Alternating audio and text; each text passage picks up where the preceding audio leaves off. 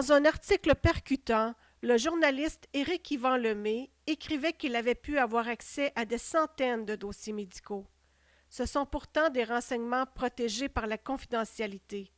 Ces dossiers avaient été laissés à la traîne par des employés dans des corridors, sur des chariots, sur des bureaux ou dans des pigeonniers. Cet article du Journal de Montréal avait eu des échos jusqu'à l'Assemblée nationale. Anormal, dit le ministre. Les établissements doivent mieux protéger les dossiers de leurs patients. La responsabilité des établissements, c'est de s'assurer que les dossiers sont sous surveillance ou dans des endroits qui ne sont pas accessibles à la population. Il estimait que le reportage inciterait les établissements à prendre leurs responsabilités. Quelques semaines plus tard, le journal RDI enchaînait avec l'histoire de membres du personnel qui avaient été congédiés pour avoir consulté les informations de patients qui n'étaient pas les leurs dans les systèmes de dossiers informatisés. Écoutez le reportage de RDI. Ce sont des indiscrétions qui coûtent cher. Des infirmières et des secrétaires médicales de Terre-Neuve et Labrador ont perdu leur emploi après avoir consulté les dossiers de nombreux patients, ce qui contrevient aux règles de confidentialité. Stéphane Thériault. Colleen Weeks accepte de parler à condition qu'on ne montre pas son visage. L'infirmière a été congédiée mardi pour bris de confidentialité.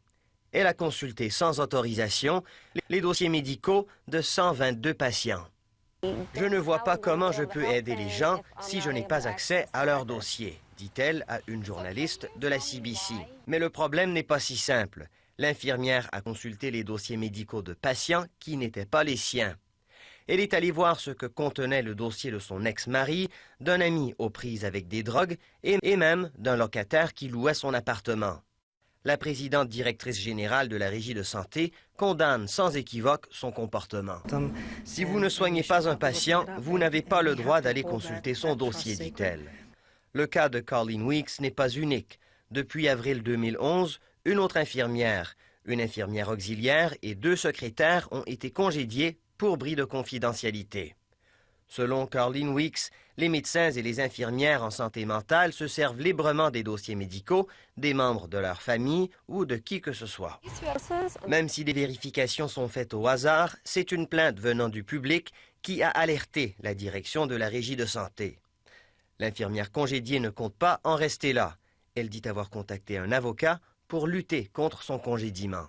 Stéphane Thériault, Radio-Canada, Saint-Jean-Terre-Neuve. Plusieurs articles sur Internet nous racontent également l'histoire d'employés congédiés pour avoir publié des informations de patients sur Facebook.